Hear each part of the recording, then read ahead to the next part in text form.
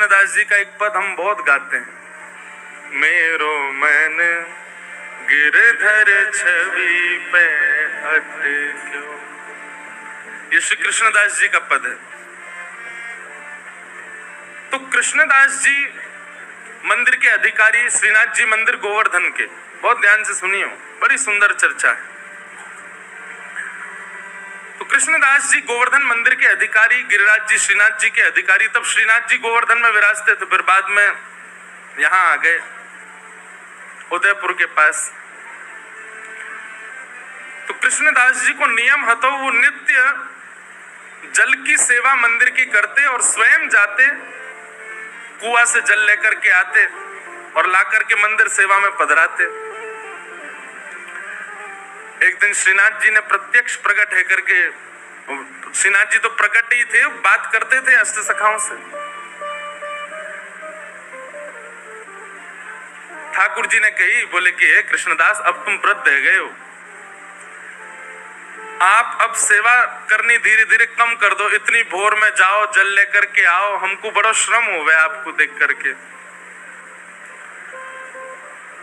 कृष्णदास जी बोले, हमारी करनी को कितने सारे लोग देख करके पालन करते हैं, यदि हम ही हाथ पे हाथ धर के बैठ जाएंगे तो बाकी के लोगों को क्या प्रेरणा मिलेगी।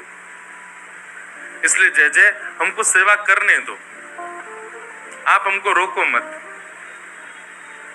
ठाकुर जी बोले, जैसी तुम्हारी राजी।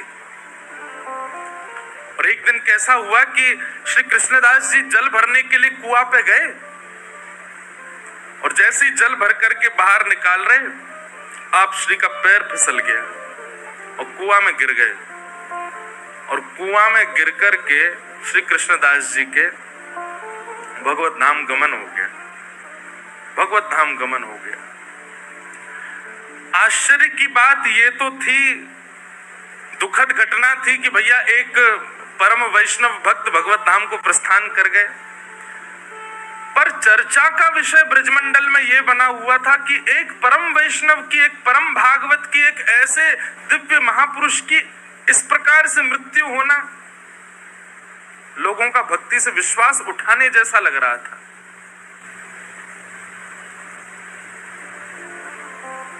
सब जगह ये चर्चा होने लगी। बोले कि क्या फायदा ठाकुर जी का नाम जप करने का, क्या फायदा इतनी सेवा करने का, क्या फायदा इतना भजन करने का।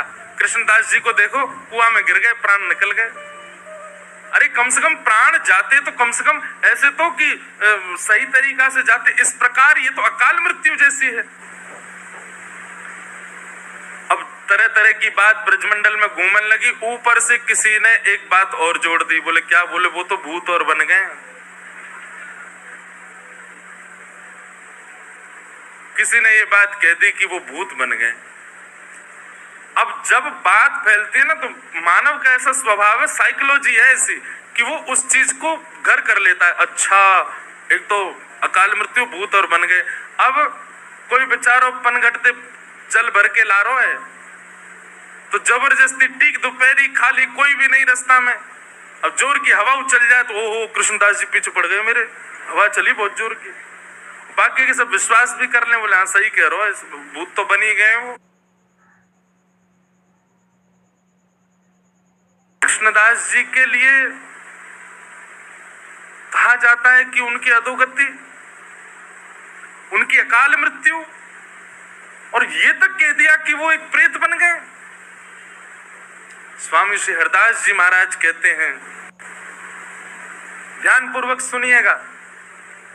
बोले माथे पे उर्धपुंड विराजमान हो गया, ब्रजमंडल में जन्म हो गया, संपूर्ण जीवन में एक बार भी ब्रजरज को बड़ी निष्ठा से जिसने अपने माथे पर अंकित कर लिया, गुरु कृपा से गुरु दीक्षा ग्रहण कर ली और अपना संपूर्ण जीवन में एक बार भी ठाकुर जी का भजन गा लिया, वृंदावन रस को गा लिया, स्वामी जी कहते हैं उसकी अधोगति जीवन में नहीं हो सकती।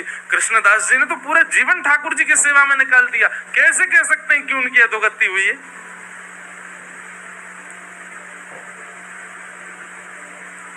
स्वामी जी को बहुत चिंता हुई इस बात को सुनकर के, ये तो गलत है। महाराज जी वर्णन ऐसा है स्वामी जी के रस भावन में कि श्री हितरवंश महाप्रभु गोपाल भट्ट गोस्वामी जी हमारे श्री गोपीनाथ जी और श्री गोविंद देव जी को प्रकट करता श्री रूप सनातन जी और श्री हरिराम व्यास जी, ऐसे अनेक रसिक जन सब आए निधिवन में।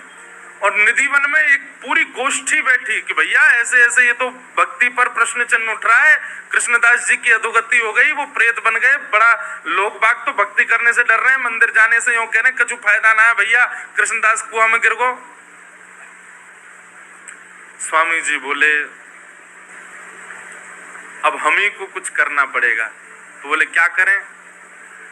ब्रजवासीन की मंडली बुलावें कि सब ब्रजवासीन को बुलावें, 84 को उसमें निमंत्रण भेजें कि सब निधिवन में आओ, पंगत पावे, तब आप कछु प्रवचन करो। स्वामी श्री हरदास जी बोले ना, ब्रजवासीन से कहा लड़नो, ब्रजवासीन को कहा समझानो, अब तो लड़ेंगे हम श्रीनाथ जी से, श्रीनाथ जी से लड़वे जाएंगे। और महाराज यहाँ पर श्री हितरवंश महाप्रभु, स्वामी श्री हरदास जी महाराज और श्री हरिराम व्यास जी, गोपाल भट्ट गोस्वामी, रूप सनातन गोस्वामी, ऐसे ऐसे अनेक आचार्य सब अपनी भक्त मंडलियों को लेकर के निकल पड़े वृंदावन से गोवर्धन की ओर, श्रीनाथ जी को मिलवे जा रहे। महाराज जी इतनी प्यारी चर्चा है, वहां पर श्रीनाथ जी का श्रृंगार कर रहे थे श्री गोसाई विठलनाथ जी गिरिराज जी में, और जैसे श्रृंगार करने लगे श्री जी बाबा ने घबरा से गए। तो गोसाई जी बोले जय जय काय गो, ये आपको मोह ऐसो काय को उतर रहा है और ये हाथ पांव काय कांप रहे हैं?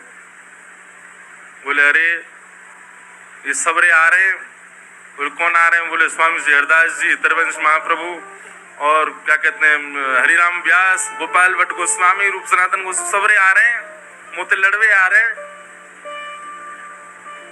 विठलनाथ जी बोले अरे अखंड कोटि ब्रह्मांड नायक सर्वेश्वरेश्वर जगदीश्वर श्री कृष्ण, अरे ये सब संत जन आपको यश काम है, ठाकुर जी इनते काय डर रहे? बोले संत तो बाह्य रूप में, भीतर तो सबरी सहचरी है। वो ललिता है, दूसरी विशाखा है, तीसरी बंसी है, चौथी कोई है, ये सब सबके निज रूप तो सखीन के, और सखीन से ही डरे ठाकुर जी।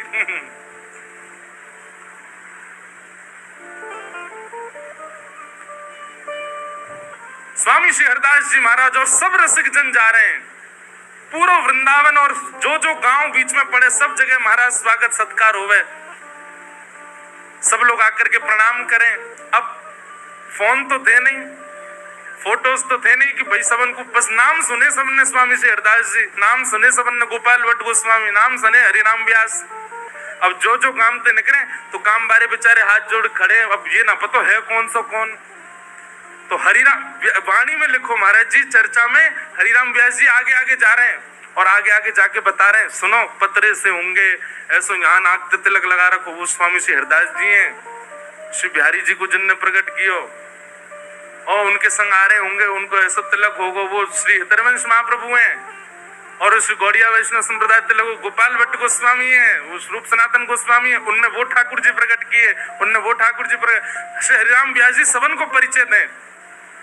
तो जब सब रसिक जन आवे तो सब ब्रजवासी भोले बारे सबन को प्रणाम करें। अब फिर एक के बोले कि हमने तो सुनी है हरिराम व्यास भी आए हुए, वो कहाँ है?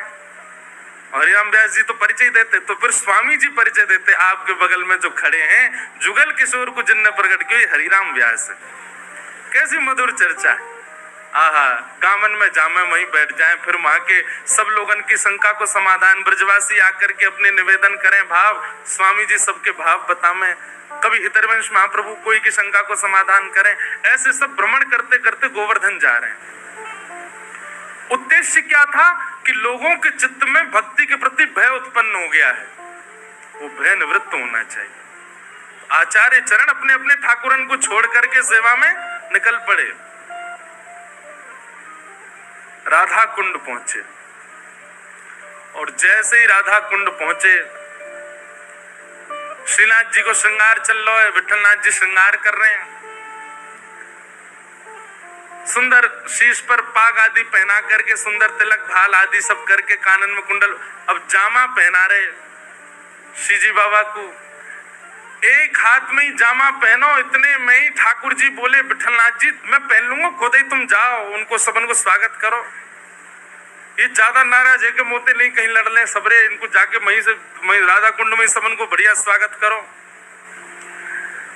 तो श्री विठलनाथ जी बोले जय जय अभी लगे, नेक देर लगेगी, मैं पहना दूं, वरना मैं पहन लूंगा, खुद ही तुम जाओ। सबरी सहचरी आई है, सबन से मिलके आओ और बात देखियो मई निपट जाए। यहाँ तो सबरे भक्ति भाव में भर के आए करें। श्री विठलनाथ जी अपने सब वैष्णवों के साथ में राधा कुंड गए। महाराज जी मैं तो सुनते सुनते कहते कहते वह रूप को चिंतन कर रहा हूं। कैसी समाज बैठी होगी। वृंदावन के सब सर्वोत्कृष्ट रस प्रवर्तक एक साथ राधा कुंड पे बैठे। तभी गोसाई श्री विठलनाथ जी आए। आहा गोवर्धन नाथ की जय, गिरिराज धरण की जय, शाम सो जय जयकार है लगी। गोसाई जी ने जाकर के सब रसिकन को प्रणाम कियो, स्वामी श्री हरदास जी को वंदन कियो। स्वामी जी बोले आओ गोसाई जी, आधी जामा पहना के आयो लाल जी को, पूरी नहीं पहना के आए, ऐसी कहां जल्दी। अरे नहीं बढ़िया तो तैयार करके आते, हम कछु कह थोड़ी रहे, मिलवे तो आए, ऐसो काब है। गोसाई जी के नेत्र सजल हो गए, बोले आपके भाव साम्राज्य को प्रणाम है स्वामी जी, आप सब जानते हैं, आपको सब पता है कहाँ कैसो कौन श्रृंगार कहाँ भाव में करे। क्योंकि कल मैंने कहा ना ललिता जी सबके मन की जानती है, वो ललिता जी स्वामी जी सब जानती है। बोले आधी जामा पहना के भागे आए, पूरी पहना आते। चर्चा हुई, वहां बैठ करके सब समाधान आदि की बातें हुई। बोले क्या किया जाए, कैसे ब्रजवासियों को बताया जाए कि भाई मृत्यु किसी के वश में थोड़ी, ऐसा थोड़ी कि केवल भजन करने वाला और सब प्रकार से ठाकुर जी को भजने वाले की कभी अकाल मृत्यु नहीं हो सकती। स्वामी जी बोले देखो मृत्यु अकाल हो सकती है पर गति अधोगति नहीं हो सकती। ये हम डंके की चोट पर कह रहे हैं और जब तक हैं तब तक कहते रहेंगे। एक बार जिसने अपने जीवन में कुंज बिहारी श्री हरदास कहा होगा, एक बार श्री गिरिराज जी के चरणों में नतमस्तक हो गया होगा, एक बार उर्धपुंड अपने माथे पर पधरा दिया होगा, ब्रजमंडल में जन्मा होगा, ब्रजमंडल में मृत्यु प्राप्त की होगी, उसकी अधोगति नहीं हो सकती। हमारे वृंदावन के रसिकजन तो गाते हैं,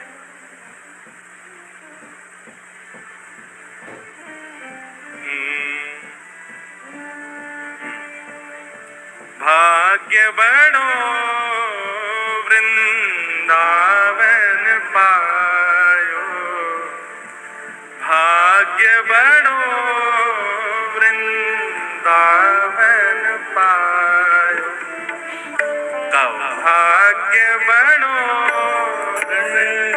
वृंदावन पायो, भाग्य बड़ो वृंदावन पायो, भाग्य बड़ो वृंदावन पायो, भाग्य बड़ो वृंदावन पायो, भाग्य बड़ो वृंदावन पायो। जारज को सुर नर मुनि वंचित, जारज को सुर नर मुनि वंचित, जारज को सुर नर मुनि वंचित, जारज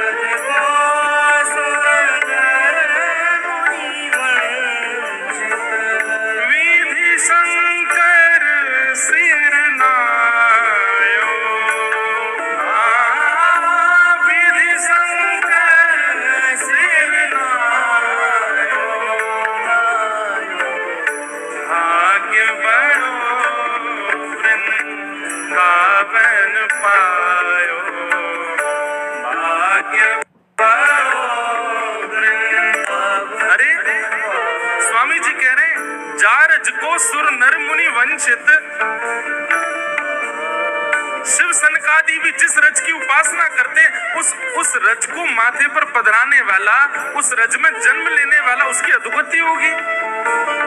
अरे सौभाग्य है वृंदावन में जन्म लेना, सौभाग्य है वृंदावन में मृत्यु प्राप्त करना।